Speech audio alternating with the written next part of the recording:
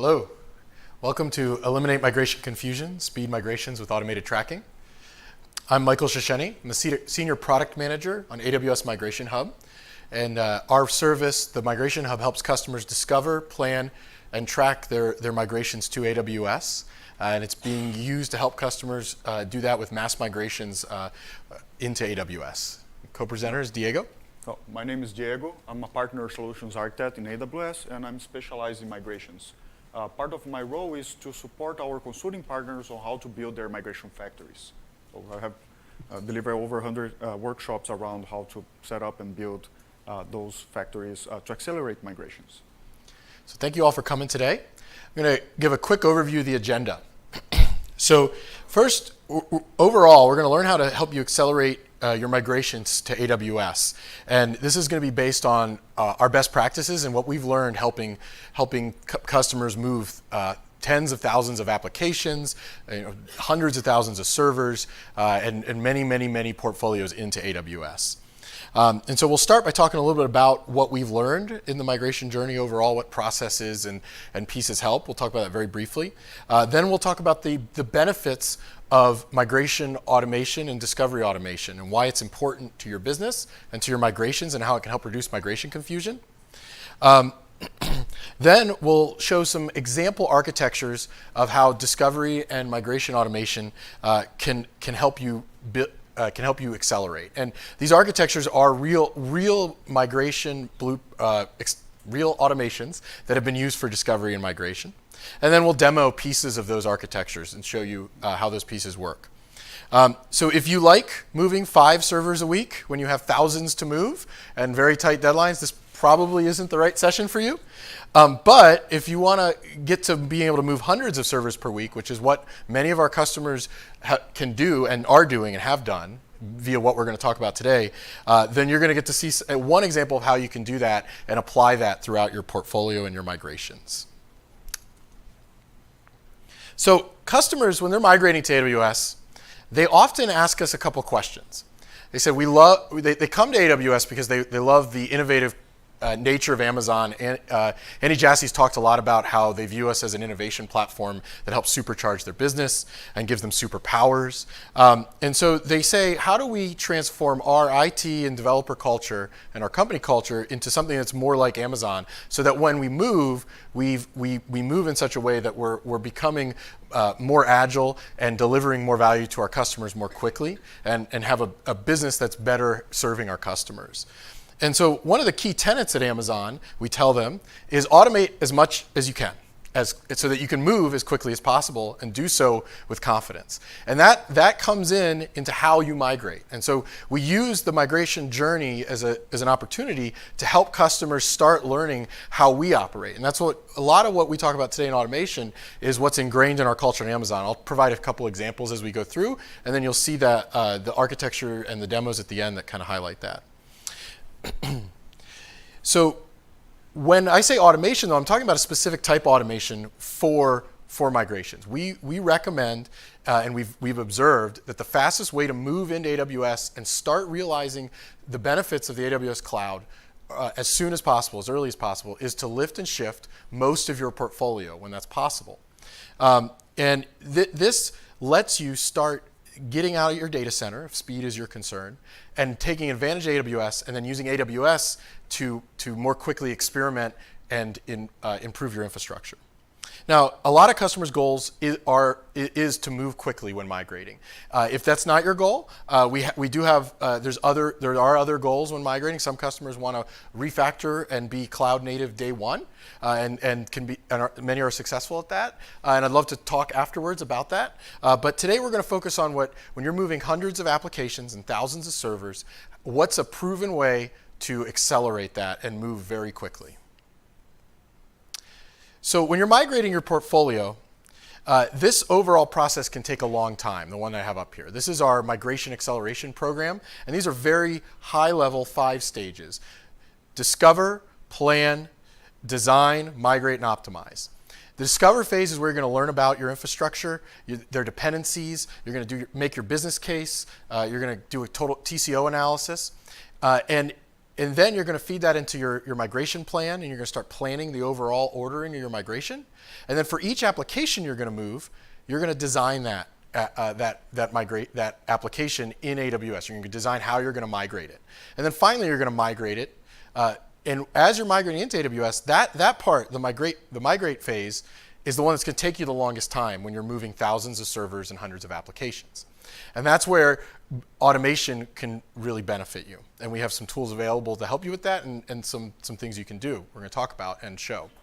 And finally, we recommend when you're moving a large portfolio, once you're in AWS, that's the time to optimize, because you can do very easy things that you probably couldn't do on premise. Like you can start more easily instrumenting all your applications and monitoring them and their performance. CloudWatch gives you things out of the box to monitor your EC2 instances. You can alarm on them, and then you can start focusing your optimization efforts on the things that are going to bring you the most value. You can also do things like spin up whole copies of your production stacks, and your developers can just delete them when they're done in a matter of minutes. And that's a lot harder to do on premise, but once you're in AWS, you're free to do that. And you're out of your data center, and you're already saving money, and then you can start getting some of the other benefits of moving pieces of your applications to native AWS services and some of our partner tools. And the other note here is, I said this is a long process. For big portfolios, this can take anywhere, the migration phase can take anywhere from months to, in some cases, years if it's large.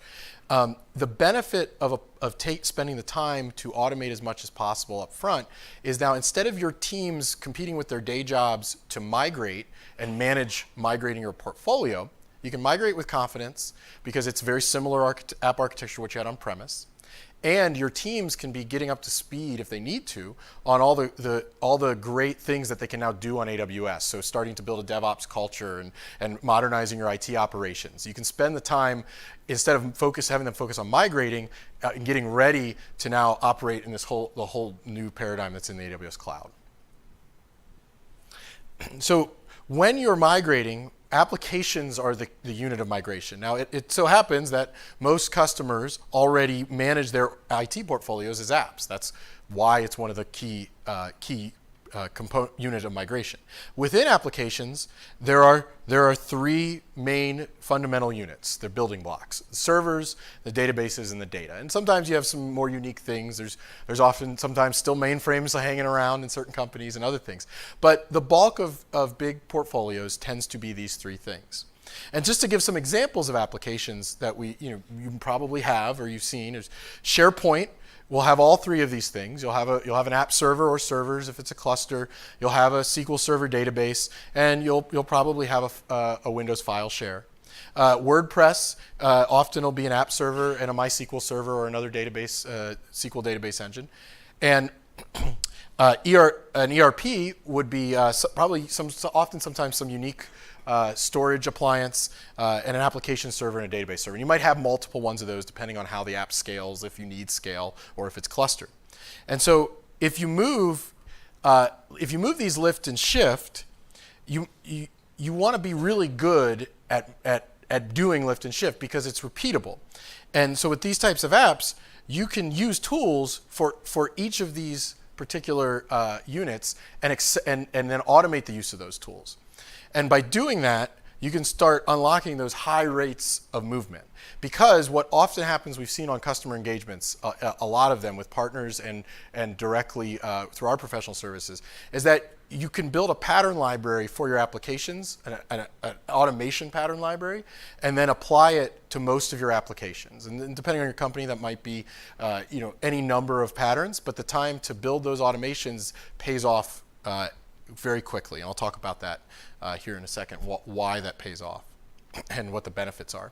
So that's why you want to have the confidence to move fast, and that's where automation and the demos Diego is going to show at the end are going to focus on these two phases: discover and migrate. The reason I said migrate takes the longest, but the reason we call out discover is because you can't migrate at speed unless you do a really good discovery. And customers, you can do this manually, or you can use tools. And there's a lot of tools across the board here available in all the phases. But the discovery tools available from AWS and partners You can use them to automate your collection and your analysis, and that's going to get you the high quality data you need to then build a good plan and then move really fast when you get to the long pole, which is the migration phase. So why should we automate our discovery as much as possible? And I say as much as possible. I do want to kind of make a note here. We're not saying that you should automate everything in your migration. If you think that's achievable in your organization, then go for it. But the key is to automate the things that are the most repeatable and give you the highest value. And you don't have to automate it at the level of, say, what you might for production software you're going to release to your customers, unless, of course, you're moving your most critical apps. Then you're going to hopefully have a lot of those testing already or want to build it before you move. But you are going to use a lot of scripts and some infrastructure to run those scripts, and that's what Diego will show you some approaches for that. And that's going to let you move first with speed. So on the discovery side, the number one thing you can do is use a discovery tool. We'll show the application discovery service. That's AWS's discovery tool. That's free of charge. Our partners have some phenomenal discovery tools that are available too. That each have some different strengths. And then after that, you want to automate the analysis or the use of your discovery analysis as much as possible. And that's one of the things we'll show you an example of. And so that data-driven discovery can give you a very quick, very reliable and accurate total cost of ownership. You can make planning decisions as you get ready to migrate much more quickly because you have a high view, you have a high confidence in what you see. And so that feeds into accuracy. So iterative discovery and using the discovery data to feed, finding servers and databases and storage that you haven't yet discovered, but you see in some of the data automatically collected, you can get a complete view, or as close to complete as possible, of your infrastructure. And with that accuracy, you can then have confidence when you're talking to your app owners. We're not removing people from the migration process. We're trying to help you in discovery and migration to accelerate those, but it's still going to be a very people-heavy process. And so when you go to talk to your app owners, if you've done a detailed discovery using a tool, it's more of a discussion about validating that discovery data than it is, hey, what does your app look like? What are your requirements? Because your discovery is going to collect performance info. It's going to collect, in many cases, network dependencies. And so you're going to have a very high level of confidence when you're talking to them, like, these are the servers in your app. Now, we might be missing, maybe you tell me, are we missing a whole component? But you'll be able to, it'll be a much quicker conversation. Instead of having, in some cases, 3-4 conversations, you're tracking somebody down where migrating that app's not their day job because they're the app owner. Now, instead, you're just saying, you're going to them and saying, is this right? And they say, yeah, or we need to tweak something. You come back to them one more time based on the data, and you can move on from discovery and the discussions about moving that app, and you start planning it. So benefits of migration automation. So you want to spend time on the highest value activities. That's true across anything you do in business. And your migration factory takes up the most time. But if you're lifting and shifting, your team can be doing higher value things related to migration, like learning more about AWS and getting ready to identify the apps that you want to modernize and refactor. So by focusing on speed, with automation, you have less people migrating things, and instead they're doing other things like learning about AWS, or already focused on something that moved in. Once you move the first app in, you could start modernizing that. Next up is repeatability. So there's a lot of moving parts in a migration, no matter which approach you take. Rehost or replatform, which is often called lift and shift, those two migration strategies, you're gonna find a lot of repetition. And this is a good tie into that. I mentioned customers ask us, well, how do you do it at Amazon? We want to do it that way. At Amazon, repeatability is a very clear signal to us that, okay, we need to script this. Or even if it's not repeatable, we're very careful about automation so that it's reliable.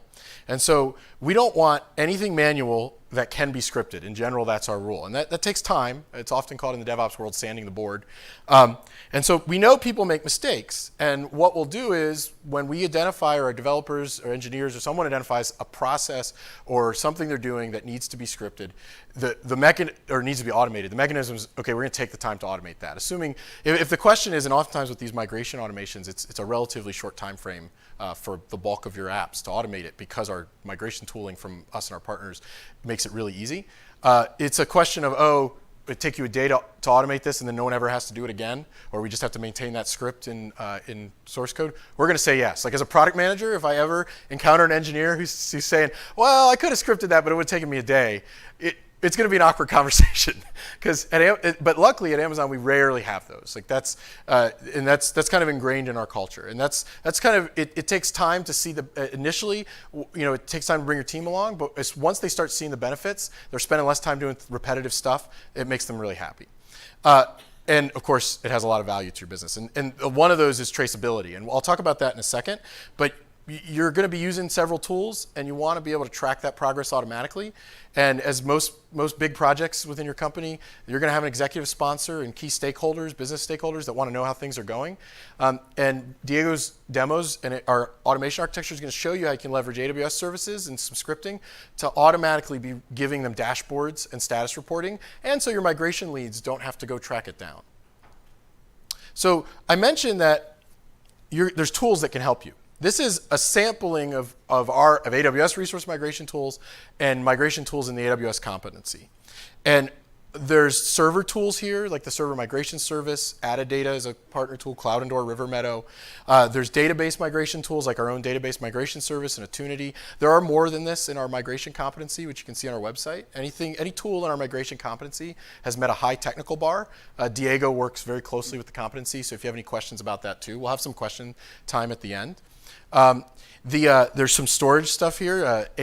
Tools, AWS Storage Gateway, which is one of our has been around, one of our older migration tools. Been around for a long time, and then just launched early this week was AWS Data Sync, and that helps you move at very high data rates, 10 gigabits per second per agent from NFS to EFS or S3. It's about 10 times the speed of commercial and open source synchronization engines. So I encourage you, if you have a lot of storage to move, take a look at Data Sync. It's very good at saturating those connections.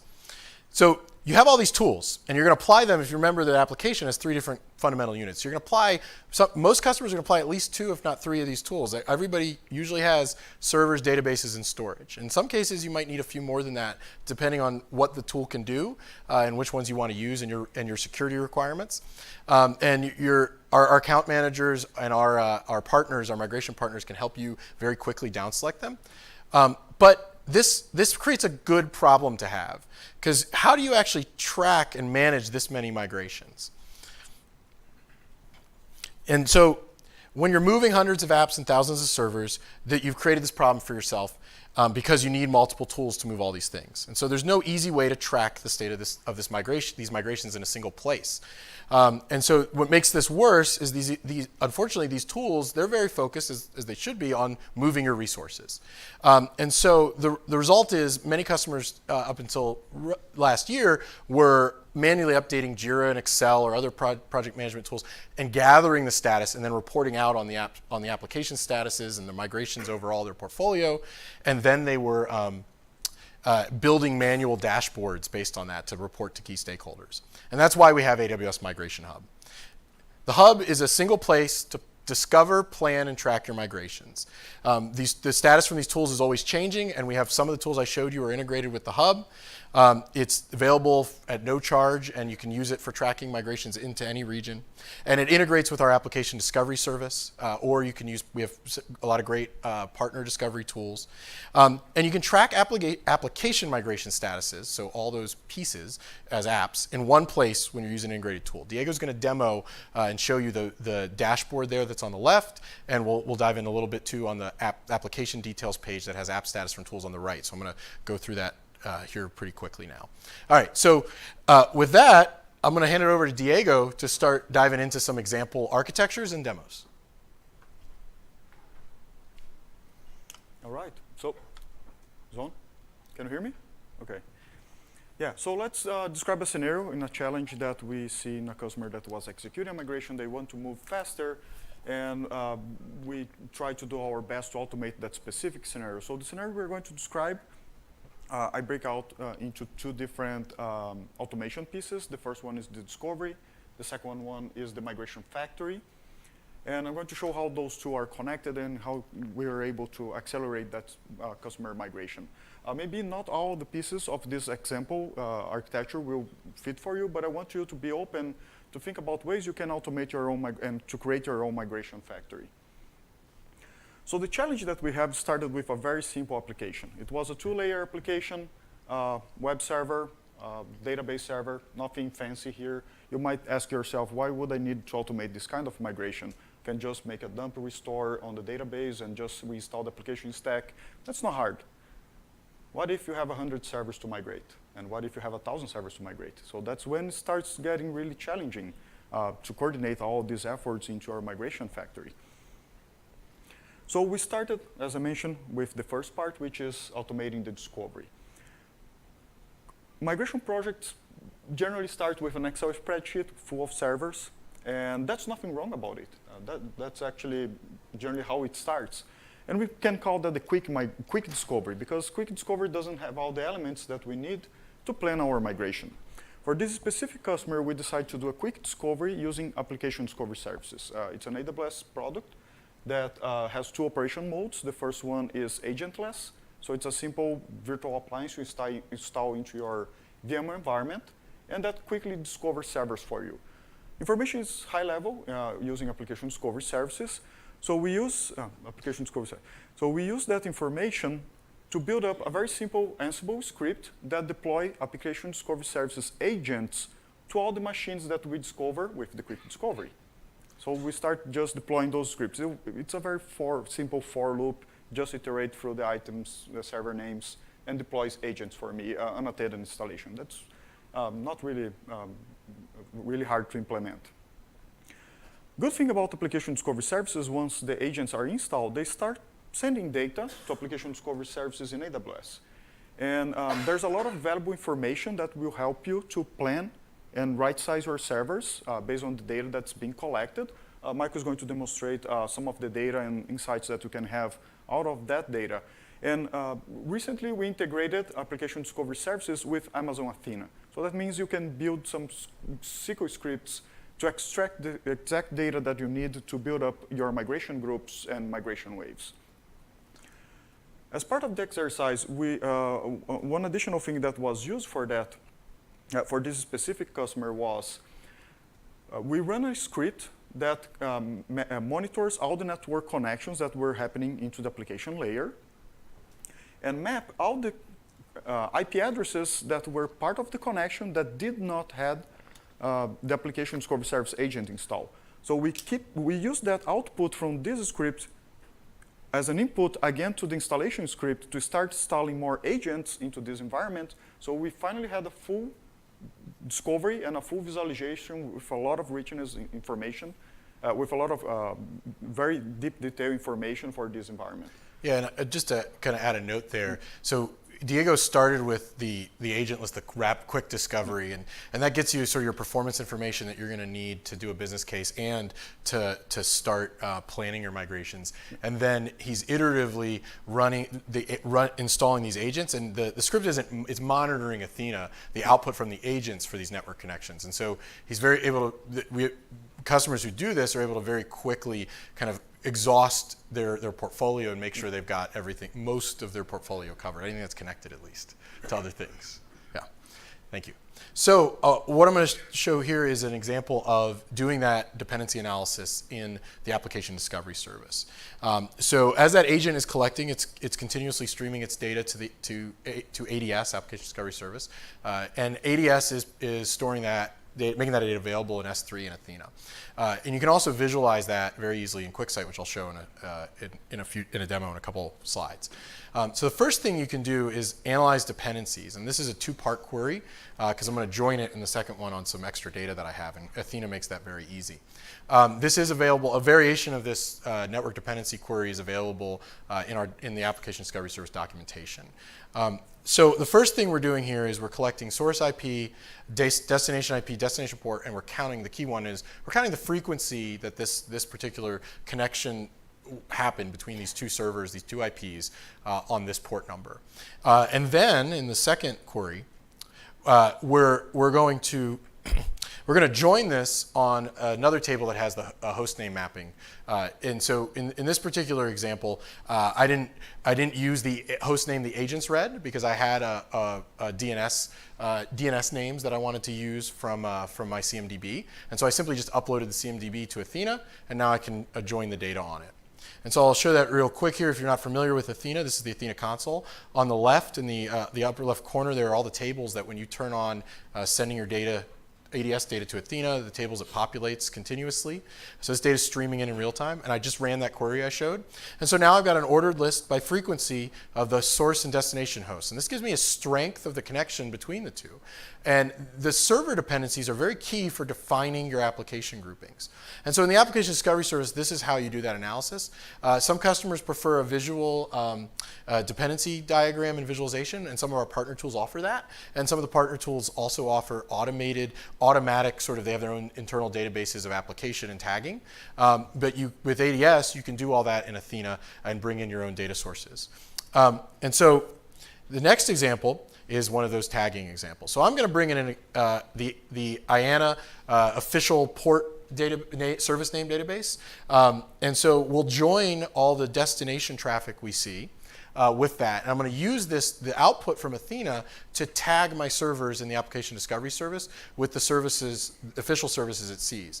Now, oftentimes we see a lot of traffic on customers' networks from the things you would expect: Windows file sharing, Active Directory, NetBIOS, and so you might want to filter those things out. Most customers do, once you know, assuming you know where your directory, your AD server is and other things.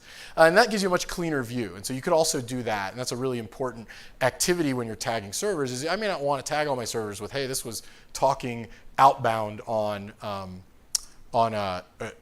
inbound to a server, or outbound on NetBIOS, for example. And so if I run this query here, it's hitting that same application discovery service table. I uploaded the IANA CSV in.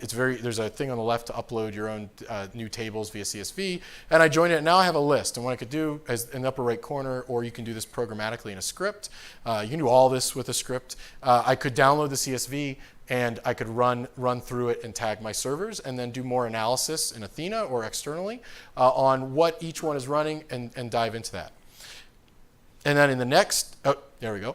And so here I'm actually showing the server dependencies now visualized in QuickSight. So if you're not familiar with Athena, Athena is a data source available in QuickSight, which is our BI visualization engine.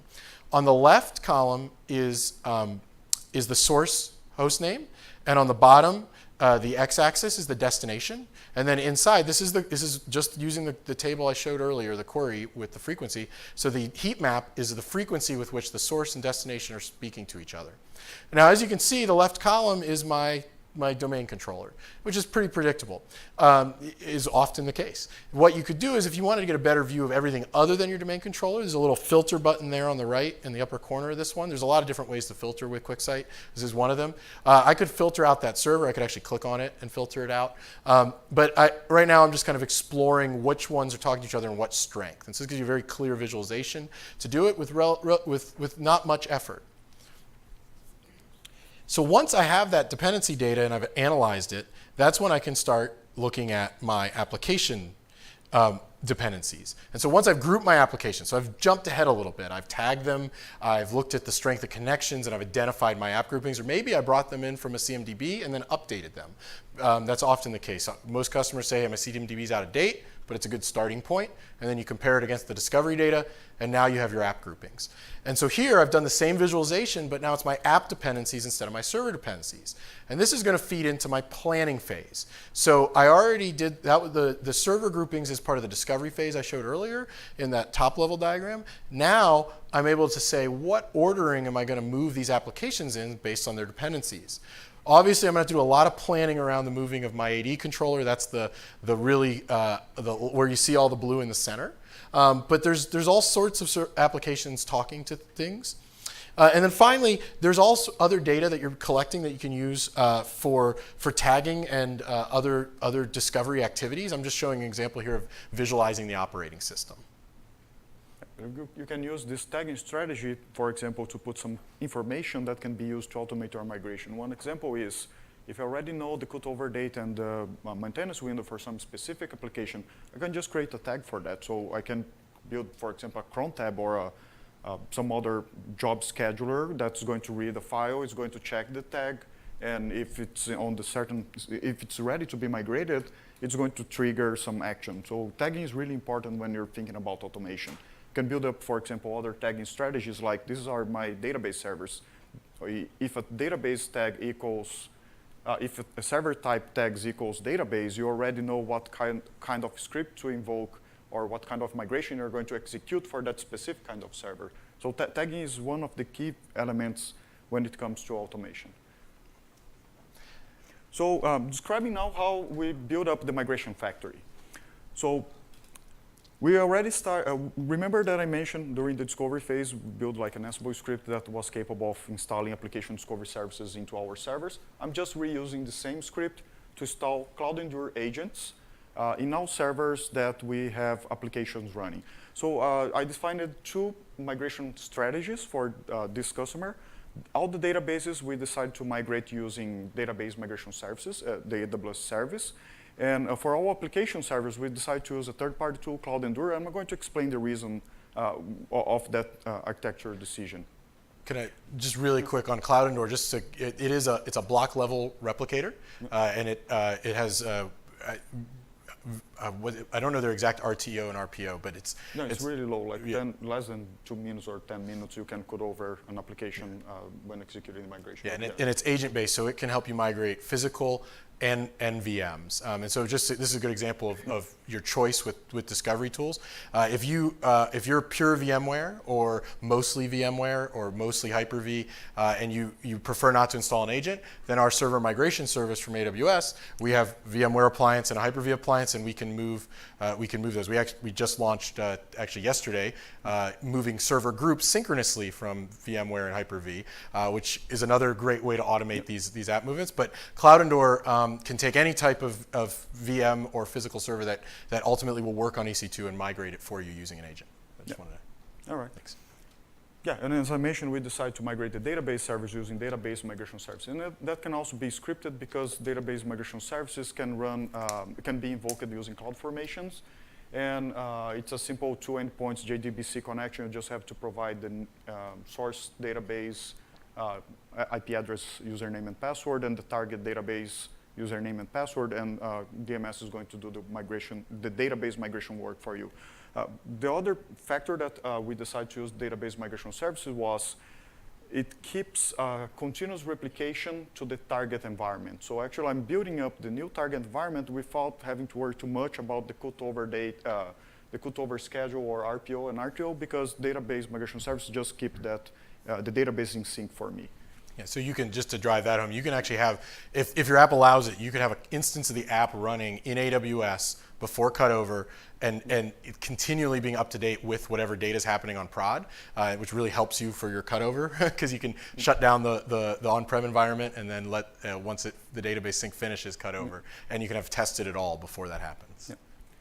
Yeah. The third element into this migration factory was the client. It's just any workstation computer where the operator is going to run the script that was pre-approved to orchestrate this migration. In the example that I have, I just use Cloud9 just because it's a available computer in the cloud, like a terminal in the cloud, but you can run that in your own desktop. But that's one of the key elements because this script was capable of orchestrating the steps on the migration. And as part of that, the first thing that when I'm invoking the script, I put some parameters when the operator invokes that. The first one is host name, which server I want to migrate right now, and what application does this server makes part. So those very simple 2 parameters that I send to the script. So what the script does for me. First thing, it's going to check into Cloud Endure API if the server name I put into the parameter has matching name into Cloud Endure database, if I already have installed an agent into that. If the server name matches, it's also going to check if the server is in a ready state to be migrated. If so, if all the conditions are met, it's going to trigger another API call to Cloud Endure to take a snapshot of the existing server and convert that into an EC2 server that's running into an isolated environment. It's just a temporary VPC that I use to test my application if it's work or not before I do the cutover. So it's a safe environment where I can spin up resources without impacting my production environment. One of the decision factors to use Cloud Endure, and not only Cloud Endure has that feature, but some other tools also have that, is post-migration installation scripts. So I can basically build up any kind of script that when the server boots as a first time as an EC2, it's going to do some reconfiguration of that instance for me. In that specific case, we done was check the configuration file for the application and replace the DNS endpoint that was an IP address.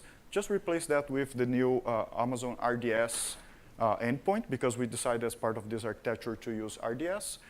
And it also does some other stuff for me. For example, a very simple test. And by that is, once I change the DNS endpoint, is the service up and running? Is port 443 open and listening? Am I getting HTTP 200? So it's a very, very simple test.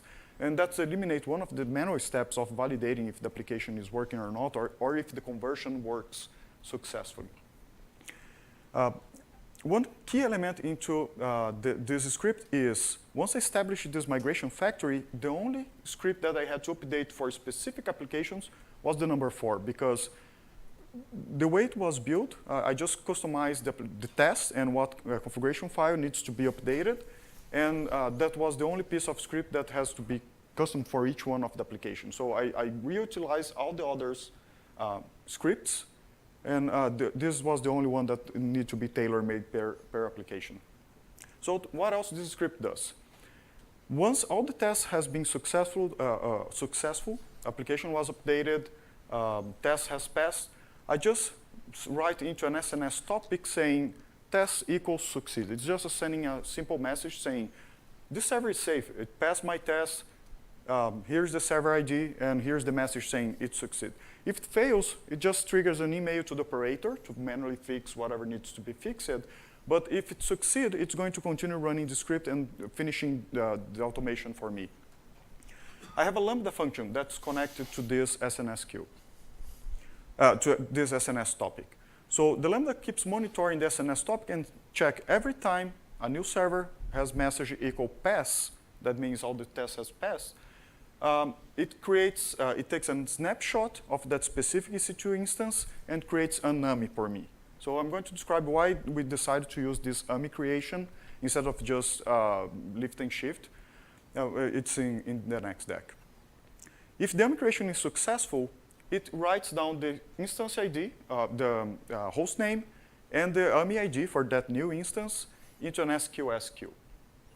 So you remember that the script that triggers all this was the number 3, in, my operator script. Meanwhile, Cloud Endure is doing all the work, and the PostScript migration is doing all the work. This script that runs on the operator machine keeps monitoring the queue for every time I see a new AMI ID. And when it sees a new AMI ID, it's going to continue the operation for me, which is, one of the customer requirements was, I want to stop worrying about having a single point of failure for my application, and I want to have a full, highly available environment with elasticity by using auto-scaling groups. So the script, once we receive the AMI ID, is going to launch a cloud formation that was pre-created, passing the following parameters.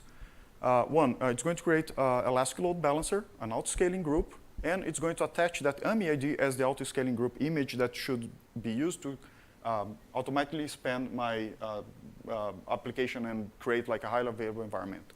And as I mentioned, the target database for this migration is an Amazon RDS with multi-AZ strategy. So I basically had just to repoint my DNS records to RDS, which is already highly available if I check it to be so. So that was one of the strategies during this migration. Yeah, and just as a note, if we didn't have an app for whatever reason, we didn't want to take the risk of making these changes, or it couldn't scale this way. The most significant change to this particular pattern would be we'd simply use Cloud Endure default mode, which is it launches the EC2 instance for you with the latest data and helps you manage the cutover. of that server as part of the application, and the database migration service itself, you'd still, as long as if you're using one of the target RDS supported databases, you would still, if you wanted, could take advantage of the multi-AZ and the elasticity of RDS. Yeah, and thinking about automation strategy, I can just change the operator script to create a new flag saying, do you need a target that's highly available, yes or no? And if I don't want it, I can just change the way the script behaves and can spin up like a single environment, a single AZ environment, or a highly available environment. It's just another flag, another if I insert into the script, and that can be tailor-made. I've been talking a lot of scripts. You might think, wow, that's way too advanced, or I don't have the skills on how to create the scripts. Actually, part of this is I just want to show how simple that is. The intention of the scripts actually is making the connection between the different elements into this migration, and it works as just the glue that connects, like get these meshes from here, send to there. All the heavy lifting is being done by DMS and Cloud Endure. So the script is just the glue on how that works. Yeah, and there's a couple more. You got 2 more scripts to yeah. show. But before, I just want to say, if you came to this and you're like, oh, it's a 300 level, I'm gonna get like really advanced code examples. To kind of drive home Diego's point there, the tooling we have from both us and our partners it's depending on your workloads, it can probably move a significant portion of your infrastructure. And making a decision to use those tools and then use their APIs, there's relatively low-hanging fruit, things like SNS for notifying and monitoring, and Lambda, which will show, that help you greatly accelerate it without much effort. Yeah, so it's just another example of the Lambda, how it reads out of SNS, just checking if the message passes and follows to the next step. It's a less than 10-line script. And this is one of the important things about the script as well, is how do I keep track of the migration by using Migration Hub. So Migration Hub API accepts 3 different states for the application and servers, which is the application migration has not started, it's in progress, or it's completed. So I can simply include those 3 notifications back to Migration Hub, so my operator or my project manager knows what's going on with that specific application. And can you just real quick relate that, where in that diagram again was this is running once you mark? Once everything passed, yeah. So I just invoke this part of the script, this module, only when all my application tests, like the canary tests, or if everything is ready for the cutover. So I only inform. Actually, after the cutover. So I only inform Migration Hub when the tests pass, when it's already done. And that's another piece. I talked about one of the benefits of automation being repeatability. Those cutover tests, they don't have to be, I think yours is HTTP 200 checking the full set of scripts. If you don't have canaries or you don't have a full testing regimen, even just for migration purposes, you can come up with some basic checks of web apps, for example, that then can be repurposed once in AWS as canaries. So the goal doesn't need to have 100% coverage day one, but if you can have enough to have more confidence when you're migrating it, to know at least, okay, this still isn't upright, then you can go back and troubleshoot it right away. It could be sending, for example, one email to the application owner saying, here's the new endpoint test, and if you approve it, reply to this email, and I just keep monitoring a mailbox. Saying if I receive an approval, we go yes, just flick the DNS and the new application endpoint is going to be published to the end users. That could be another kind of automation that we can just expand by modifying the main script. So here's just an example. I will running this script into this environment. As you can see on the screen, we have Migration Hub, main screen. Then I re-recorded this video with the application name that's Enterprise 319, which is the name of the session. And as you can see, the status on Migration Hub is in progress. So Migration Hub, Cloud Endure already notified Migration Hub that the replication for this application already started. Yeah, and the page will pop back up in a second. So there's 2 types of statuses you can track in the hub. That's showing the application migration status is in progress. Everything in that diagram there, and on your migration hub, once you have an app, in the table below is the tools automatically reporting status back to the hub. And so Cloud Endure and Database Migration Service are 2 integrated tools. And if you left this page open, those server and database statuses automatically update. So it would go to error if something went wrong, and you probably get your notification. And then the app itself itself will go from not started to in progress automatically. And then as his script's running, once it's fully cut over, because it's a high judgment decision, we still ask the customer, we'll have you mark it as completed and cut over. Or if you have script set up to do it, it can mark it, which is what he's going to show here. And then after that, we'll show the dashboard getting updated with all those key metrics and stats. Yeah, so I just included in the scripts, I mean, all the steps I just mentioned in the previous deck. So number one is connecting Cloud Endure, it's triggering a new copy. The post-migration script is doing the application changes that I need, it's doing the validation tests. And the script, the operator script just keep checking to the SQS if the image is ready or not to proceed with the remaining part of the automation. And so your migration lead or whoever's managing this particular migration might take a look at this page, but you're like, oh, it said migration, eliminate migration confusion was the title of this track. Well, the next part of the video when it pulls up the dashboard is going to show you how that app migration status rolls up into that. And so our customers, we've heard, and our partners spend a lot of time generating reports on how the migration is going because our customers, understandably, are spending a lot of money on moving out of their data centers and a lot of time. And so they want to know. And now you don't have to worry about whether it's up to date or not. And they can simply go, you can give them an account themselves to go view it, and they can see the status. Just updated. So the AMI was built. I just trigger the creation of the CloudFormation. I receive a success create complete from CloudFormation. I update Route 53 DNS record to point to the new application because all of my tests passed. And I'm notifying through email to the end users or to the application owner saying this is the new application endpoint for your application. And and so now it scrolled past it, and I can pull it up again.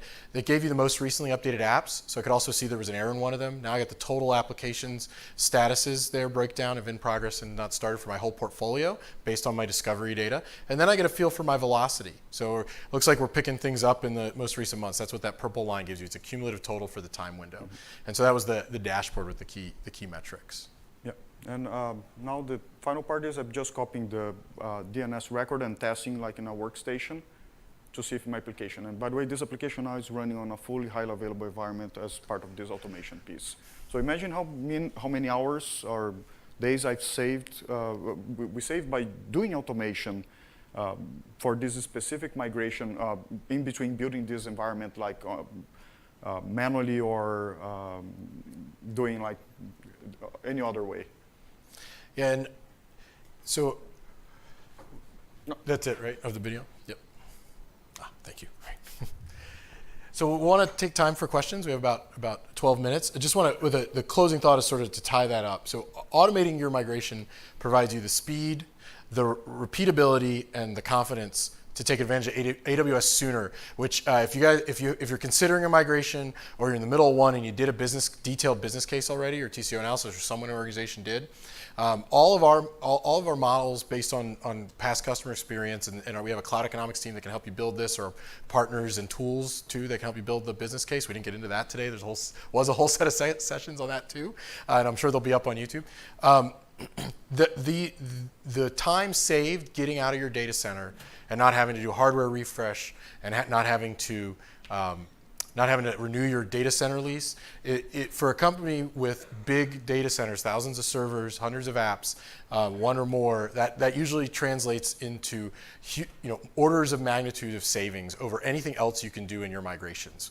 Once you're on AWS is the time, then you can start refactoring and re-architecting. So we hope these have inspired you to work with your teams to realize the benefits and look forward to questions and we can dive into other types of patterns too. I forgot to mention one thing. This script is available on GitHub, so if you want to get the address, I can provide later. I just didn't put the link on the decks, but yes, all the scripts are published into GitHub, AWS GitHub. So you can just reuse those. No, I'll be happy. Questions? Yes? So I understand that the Cloud Migration Hub agent does the discovery, right?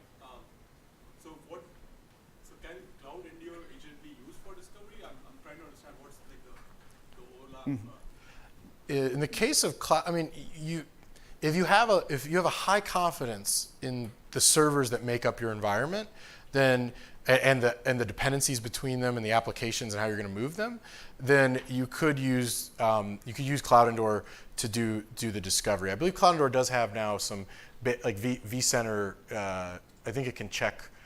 I think they launched that relatively recently. Oh, okay. Yeah, but discovery is more than just knowing what servers you have. So the Migration Hub integrates the application discovery service agent. That's the one with the agent. And that's the agent itself. The reason he installed the agent is because that's what's collecting the network dependencies. The processes are running on the server. And our partner discovery tools do that too. But if what we found is customers, it's not an unusual question. And our answer is almost always, if you have more than a few hundred servers, the time spent doing the discovery, whether it be with the application discovery service, which is free, or one of our partner tools, is almost always worth it. Because what we've seen happen on many projects is a customer will say, well, I don't want to, it's intrusive if I use an agent, or there are agentless versions, or I just don't want to go through the security process. And they end up having to do that anyways later, because they realize, hey, we missed something really important. And so using discovery tooling is really key to just being able to move really fast with confidence. I hope that answers your question. Thank you. Oh, yes? Is there a proxy like on-prem that you would keep? Because you don't want your servers to talk to the internet for agent collection.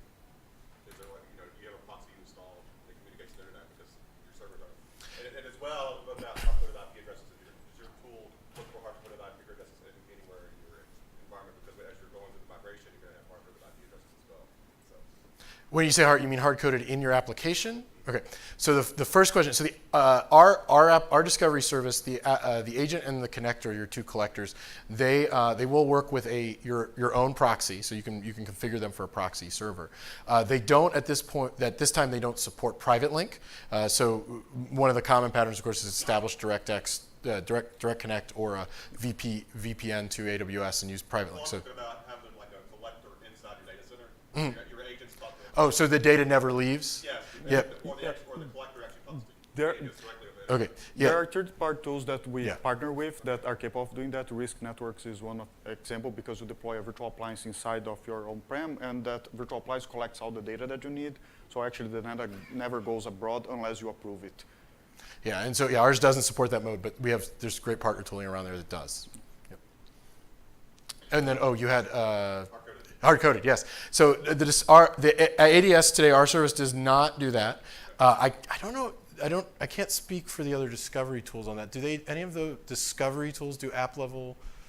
Like hardcore, like risk? Yeah, they're not going to look into that. I don't remember any name, but I've seen some tools that. Hard-coded IPs are always the issue. Yeah, so it is. Yes. Yeah. And so there are. I know there's strategies there too. You can, if you have a platform like Ansible or just even Microsoft Systems Center, you could also script sort of searching for files that have the IPs in specific directories. There are. I can't say for certain, but in our competencies, there's several tools around APM, application performance monitoring, and they're often used for breaking the monoliths, so things like App Dynamics and Dynatrace.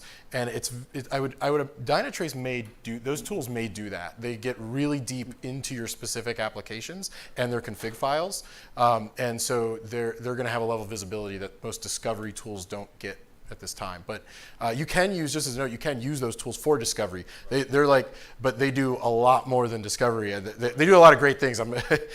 So it's a commitment to deploy those too. So. It's always the issue in migration. Yeah, exactly. But I think the most difficult part would be applications that actually have the hard-coded IP address, and you don't have the source code anymore.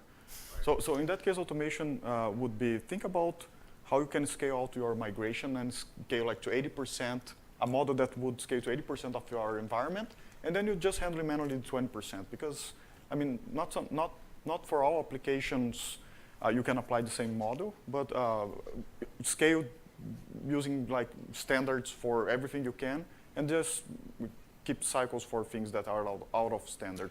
Yeah, that's a good example. If you're confident enough that you don't have a lot of apps, but of course everybody probably has some that have hard-coded IPs.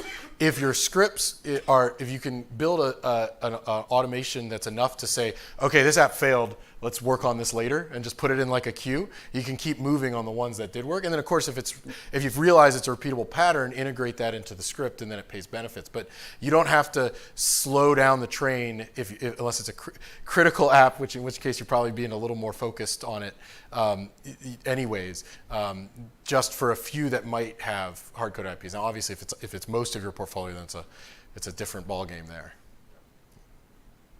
Any other questions? Yes? What if you have a large number of Windows and a large number of Linux? So that's almost all of our customers. Is there something specific, you mean from a discovery perspective? Yeah. Oh, okay.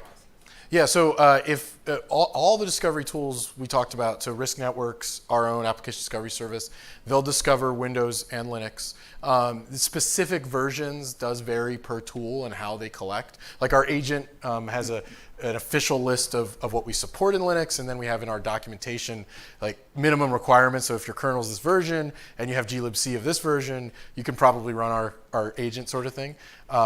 But yeah, almost all of them, any work, they're targeting customers moving to AWS. So if the workload can run on AWS, the discovery tool usually can help you with that. Yeah, for example, if you go back to this script, the only things that we would have to change is number one, the script that deploys the agents, because the way Windows and Linux install agents is different, the binaries. And number four, the post-migration script that's going to update application specifics. So those are the two elements. All the other items, they can be reutilized as part of the migration factory. So those are the only fine tunings that you need to adjust for different kind of OSs. Yeah, it might have been a similar question from over there, but I couldn't quite hear it. But when you run the application discovery, and then from a target perspective, can you also target VMC on AWS, or is it traditional side of AWS? So the question is, can you also target VMC on AWS, VMware on AWS? Using application discovery service. So we don't. It's not officially supported as like a tested platform, but the agent can. If the VM itself, just start with the agent because it's a straightforward answer. If the VM running on VMC on AWS is a supported operating system for our agent, you can discover it with the agent. I'm not from the VMC on AWS team, but my understanding of it is that it is standard VMware APIs, and you can use normal VMware appliances. So the connector should work, but we haven't tested it on that specifically, so I can't comment to whether. That's why I asked, because I went to another section on VMC on AWS, and they showed a little bit different strategy from a discovery standpoint. The application discovery piece is intriguing to me, because I think we're one of those customers where we would probably start with a large list of servers, maybe from the CMDB. I'm not sure about the Excel spreadsheet, but I think we would fall into that category because we do not have a true real application mapping for every application that we have across the enterprise. Yeah, and that's where the agent, you're going to have high confidence, assuming you're Windows and Linux mostly, that you can install the agent on the VMs, you're going to get your network dependencies. You'll have to do with our service, you're going to do some analysis with Athena and QuickSight. If you want some more automated stuff, definitely look at our partners like Risk and Attadata Attavision is another one. And Cloudomize is another big one. Yeah, but for example, still talking about application discovery services, if you're referring to the agent version, yes, that will work with VMware Cloud in AWS. For the agentless version, I don't know if it's going to help to solve your problem because the agentless version does not detect the network connections. It only tells insights about OS, memory, and CPU. Yeah, thank you for clarifying that. Yeah. So that's another point. So if you're willing to solve that by installing agents in each one of the VMs, in that case, yes, it's going to work. Okay, we got probably time for one more question if there is one. Yep. I've actually got two. The first one, the agent, does it require administrator or root? What is the? Yeah, our ADS's agent does require administrator or root access in order to be able to read the information that it needs to be able to read. But, no reboot is required, so at least you don't have downtime while installing the agents. Okay, and I'm sure that the list of operating systems approved is in the documentation. Yeah, and the official list is in the docs, and it's on the Migration Hub, which is the console for the Application Discovery Service. So you'll want to go to the Application Discovery Service docs. Not Migration Hub docs are focused on the migration tracking piece, and in there you'll see the official OSs, and then there's the note on sort of Linux OSs that or Linux requirements if you want to run it on a Linux host that's not officially supported. That'll hit a lot of modern, slightly older versions of Linux that may not be officially listed. Okay. And my other question was around the actual Migration Hub. Mhm. You mentioned that there's a not started, in progress, and complete or done tags. Is that configurable so that you can set up other tags like when you have that one with our IPs? So on the application status, which is the three you just said, today is not configurable. So it's those three. But the servers within the app, the APIs are tooling used, just as a note, is available in the SDK. So and a CLI, if you wanted to do your own sort of thing, maybe with a CI/CD pipeline. Those you have a few more options. You have error, but you also have a freeform status detail field where you can describe it how you want. It'll actually show up in the console. And that's all described in the Migration Hub docs. And I think, did I miss? Under validation, for example, can you customize the... Yeah, you could use in progress and then validation. But you don't have, the app status right now is more narrow. It's those three.